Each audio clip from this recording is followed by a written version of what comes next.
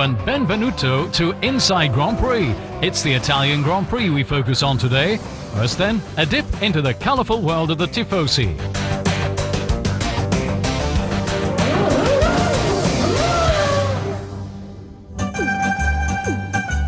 Bella Italia, a magical holiday destination in southern Europe with picturesque hills and a wonderful coastline.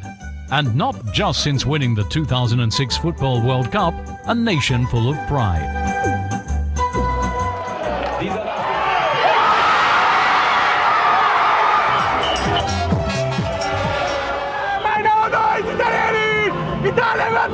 Early July, a country absolutely beside itself with joy.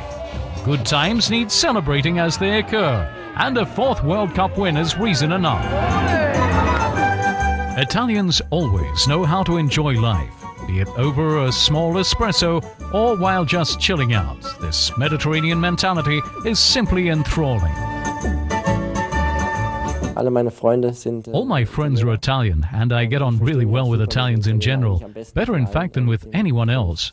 I really hit it off with them right from the start. I also spent a few years there in my youth in go-karts, so I've raced an awful lot in Italy, and I think it's a really great country. A country that stands not only for Dolce Vita and cultural treasures, but also counts as Formula One crazy.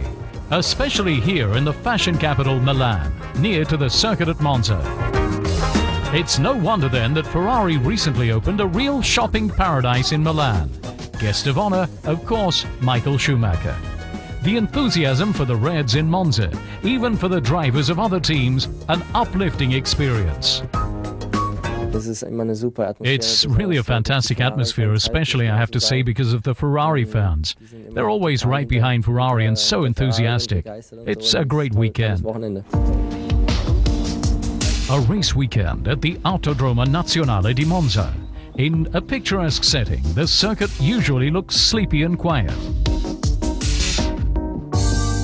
But over the Formula One weekend, thousands of Italian fans flood in, crossing their fingers, not just for Ferrari's finest. Monza, it's my home Grand Prix. It's my second home Grand Prix. And it's very important, for sure, weekend for me. There are lots of fans coming over to stay with me, to push me. And in the past, I have a good memory. But until the howling engines of Formula One cars rouse this sleeping beauty, there's a bit longer yet to wait for the Autodromo Nazionale di Monza. Coming up in Safety Focus, aerodynamics. But first, a virtual lap of the high-speed circuit at Monza. The fastest circuit of the 2006 season, the Autodromo Nazionale di Monza, is found in the north of Italy, just outside Milan. Here at this circuit, the Tifosi cheer on their heroes and get to see some real racing highlights. Monza is also a good circuit for overtaking because you've got very long straights and not much downforce. You can tuck in well behind a car, then draw up and overtake on the brakes. We've seen some very nice overtaking maneuvers in the past.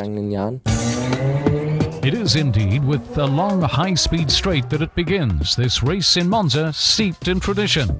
Right from the start, we speed up to 350 kilometers an hour before reaching the first critical point of the Grand Prix, the Prima Variante. Approaching the Prima Variante, you brake 140 meters out, from 350 down to around 80 kilometers an hour. It naturally puts huge strain on the brakes and also not that easy to catch the apex correctly. If you run to the right over the curb at the exit, you miss it because it's very slippery there. And then you lose too much time and simply try to take as much speed with you as you can out of the corner, because then you've got another long straight where you accelerate up to 340. The switching from ultra-fast straights to tight chicanes is a challenge for the setup, such as here approaching the Variante della Roggia at 330 kilometers an hour, then braking down hard to 110 before the chicane.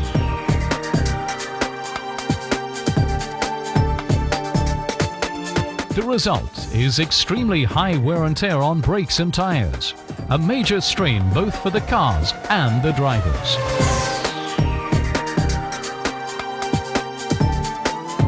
Indeed, drivers need to concentrate fully all around Monza's approximately 5.8 kilometer circuit. Such as here at the Variante Ascari.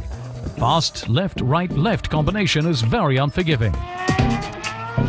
Optimal is Drive in maybe 1 or 2 kilometers an hour too slow, and then you can position the car perfectly around the right-hander. The left-hander then at the exit is very hairy because the car's always very light at the back when it's set up well. If you've got it right, you put your foot down. If not, you end up hitting the wall. So it's make or break. hop oder drop.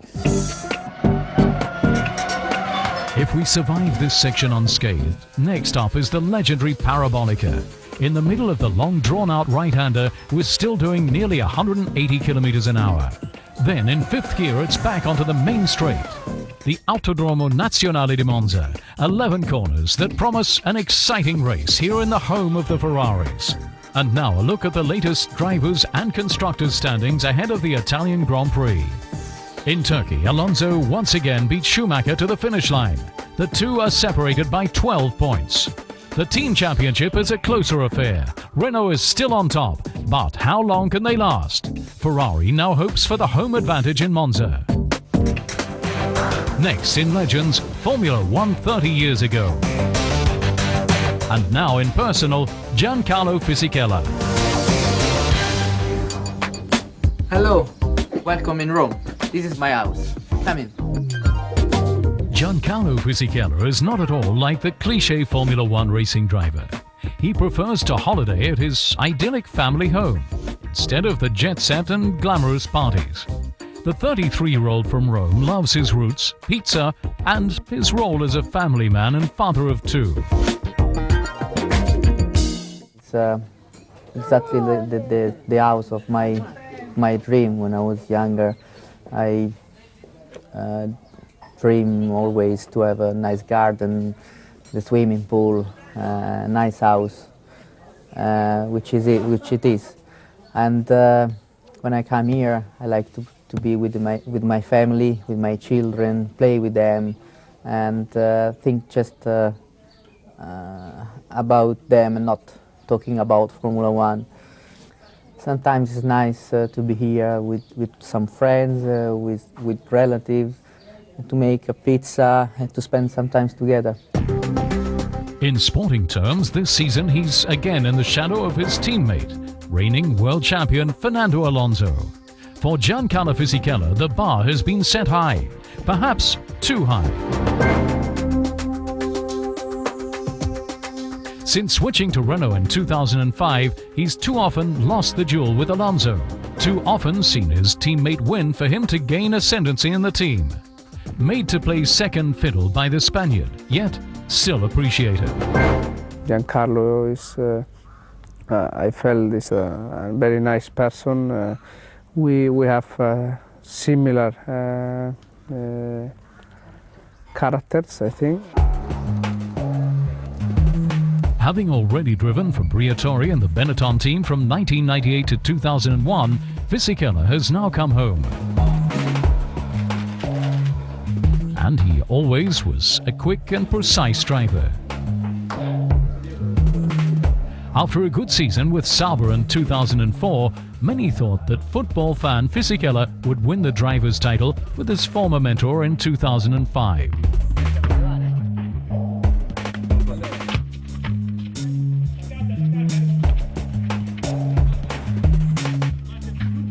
But things turned out differently. Alonso won instead. And all that was left for Fisichella was to hope for 2006. So I got good motivation, which is first of all, I drive for Renault, which is the team world champion, and we have a fantastic package. So the motivation is just to win again and do my best with all the teams. After Alonso announced pre-season that he was moving to McLaren next year, 2006 should have seen the dawn of the Fisichella era. Alonso is again spearheading Renault's challenge for the title. Fisichella's role is merely that of also-ran. Nevertheless, Briatore has extended his contract. In 2007, Fisichella will once more get a chance to make the breakthrough, perhaps his last. Coming up in Safety Focus, aerodynamics. And now in Techno, After Hours.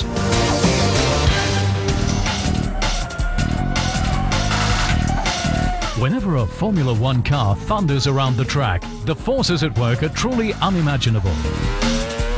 Pounding pistons, hot glowing brakes, and a raging engine, all performing at the very limit. Each race, for example, the gears are changed nearly 3,000 times. Drivers must be confident that everything will work. When the race is over for the drivers, work on the car carries on seamlessly for the mechanics and engineers.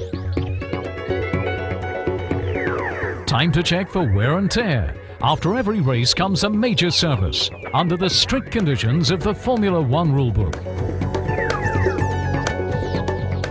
Straight after a race, the car is in parc fermé for around 2 or 3 hours until the FIA release it when they're happy with the results. When it comes out, if the engine is staying in because it's in the middle of a 2-race engine, the engine is sealed. That means the exhausts are taken off. FIA apply a seal so that you cannot run the engine between Grand Prix. Then everything else is stripped, all of the fuel cell, the power steering, everything is taken out of the chassis and replaced. And then you start the car up again to check it for the next race. There are no compromises with the setup. Wings are replaced if any damage is found.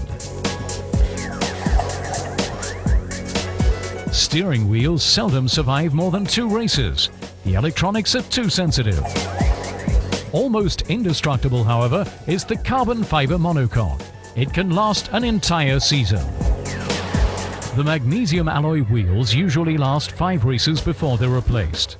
The brakes, things are very different. They're changed straight away. The brake pads too, as they heat up during the race to 1,000 degrees Celsius in less than a second.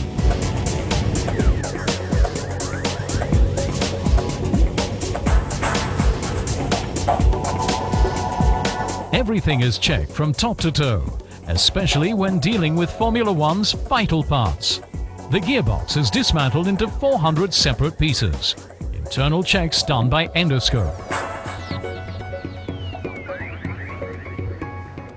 So there's lots and lots of checks and crack checking that we do to make sure the components have been serviced okay. When it comes to steering and suspension and dampers and things, you need to replace the seals, replace the oil, make sure that all of this is serviced properly every race. Some parts last all season, others only for 1 race, and others still not even that. The engineers have work to do after every Grand Prix to get the car back into perfect working order, for the next race is never far away. Time for a short break, but we'll be right back with our news and facts.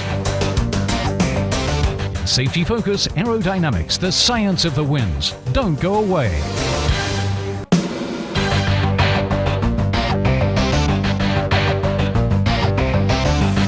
Welcome back to Inside Grand Prix.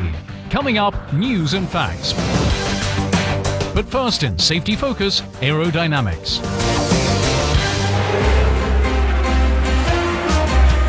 Ride like the wind. The heroes of motorsport have always been fast movers, and the higher the speed, the greater the physical force, the tougher the fight for the ideal line. Aerodynamics, a recurring theme in motor racing history, with a fast flow of new ideas constantly being tried.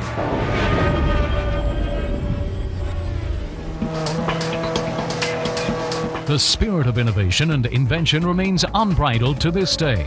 For anyone who wants to get ahead in the race for fractions of a second has to keep studying airflow science anew.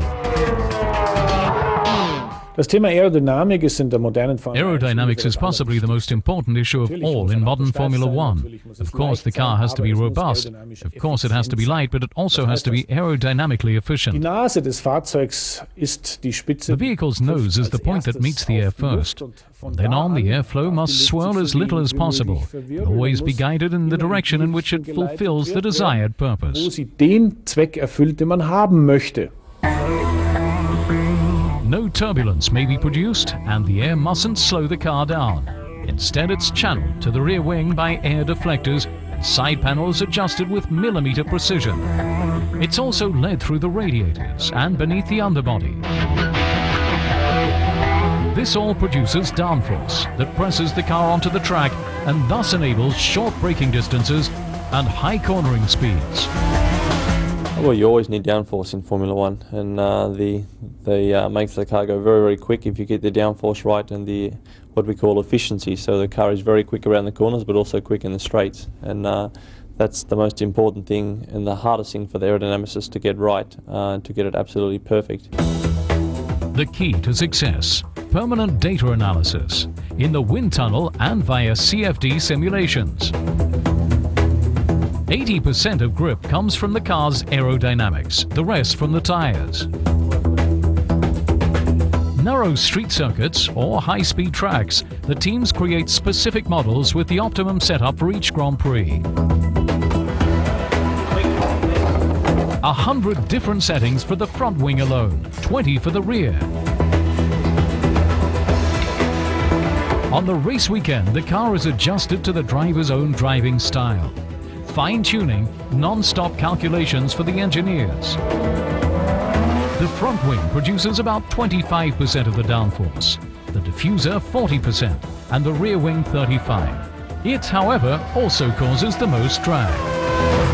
It is the case that if you have more drag, you go slower on the straights, but it's in most circuits the gain, particularly hot tracks where tyre suffers in the heat.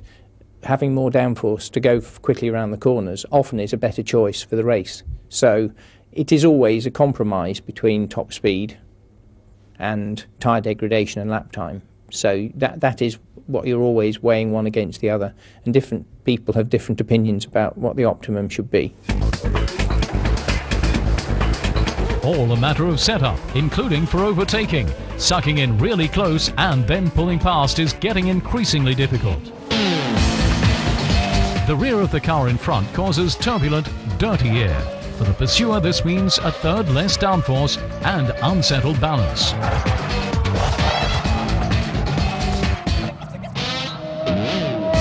Adjustable aerodynamic components could correct this, but they're banned. Airflow science up against a rulebook headwind. The rear wings at one time used to be about the most efficient thing on the car. So when you put less wing on the car, you actually were running at a poorer efficiency at the fast tracks. But you had to do it to go fast on the straights. Whereas nowadays, it's not the case. The car itself generates quite a lot of downforce. So at the tracks where you put a small wing, the efficiency is higher.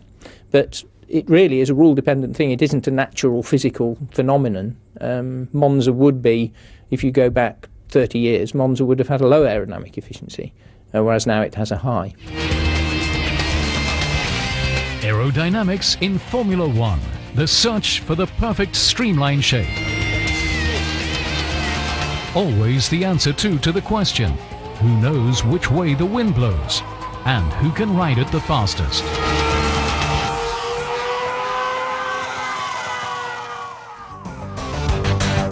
Now we continue with our series Formula One 30 years ago. The Italian Grand Prix at Monza, and Formula One is stunned. Following his horrific crash at the Nürburgring, Niki Lauda is back in the cockpit for Ferrari. A comeback that in hindsight came much too soon for the Austrian. Das Riesenproblem kam dann in Monza beim ersten Training am Freitag. I had a huge problem then in Monza during the first practice session on the Friday. As I drove out of the pits, I tried to change into second gear and I was so afraid that I almost filled my pads, quite literally. And the whole shock of the crash then totally hit me. I was simply unable to drive. So I got out, went back to the hotel and contemplated how to overcome fear. The mistake I made was to put myself under too much pressure, to have to get right back on top form there in Monza at a Grand Prix. So after a sleepless night, I talked myself into going back the next day and told myself, it's not a Grand Prix, just drive however you can, burdened with all the fear from the Nürburgring. So I just slowly started to drive. I didn't care what the others were doing, and gradually I managed to regain more and more confidence in my own ability and was able to build up speed again. And then to my surprise, I was the fastest Ferrari. Lauda is on row 3. The duel at the start is Jacques Lafitte and the Ligier against Jody Scheckter and the Tyrrell. Lafitte gets away better. It's the first time ever a Ligier has led a Formula One race. Niki Lauda has lost none of his bite. Quite the contrary, he's battling as he did at the start of the season. On the first lap, the field's already become very spread out. Even in 1976, the high-speed track at Monza was already very selective, especially in terms of engine performance. At the third chicane, the McLaren team is wiped out. First, Jochen Mass careers off after a braking error. Then, in the same place, James Hunt buries all hope of being able to make up further championship points on Niki Lauda. The Italian crowd greet Hunt's excursion into the gravel with gloating applause. One less problem for Lauda. Up front, meanwhile, Ronnie Peterson in the march has the Tyrrell duo of Jody Scheckter and Patrick Depailler on his tail. As the race enters its decisive stage, James Hunt has no option but to make his way back into the pits. With not far to go, Ronnie Peterson now has only Patrick Depailler in the Tyrrell to contend with. The two fight doggedly for the lead. The Frenchman, however, is to drop back on the penultimate lap with tyre problems. Behind them, the battle for third place between Clay Regazzoni in the Ferrari and Jacques Lafitte in the Ligier. Then the duo of Jody Scheckter and Niki Lauda, who's driving a brilliant race. The Austrian will go on to pass both Scheckter and Depailler and succeed in carving out an astonishing fourth place. At the front, nothing more can deny Ronnie Peterson victory. After 300 flat-out kilometers, just 3 seconds divide the first three home. On the lap of honor, the first trio receive polite applause, while everyone waits for Niki Lauda. The Tifosi hail the Ferrari driver like a hero. For them, it's Lauda who won the race, and they make it clear to him how they feel. The Monza result in summary. First, Peterson ahead of Regazzoni and Lafitte. Niki Lauda on the comeback in fourth, then Scheckter and Depailler.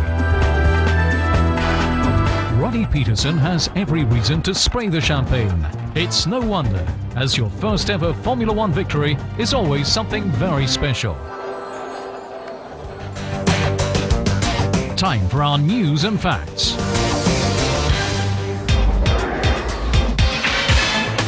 BMW Sauber's Friday driver Sebastian Vettel pulled off a really neat trick in Turkey. None were faster than him on his day. Only 3 years ago, dressed in flip-flops and seated in a race simulator, he was dreaming of the real Formula One. Sebastian today, at the tender age of 19, he's making his bid to be up front. Though he continues at full throttle in Formula 3, he has no intention of giving up on his Formula One opportunities. And the same seems to go for his team. He's seated to drive at Monza.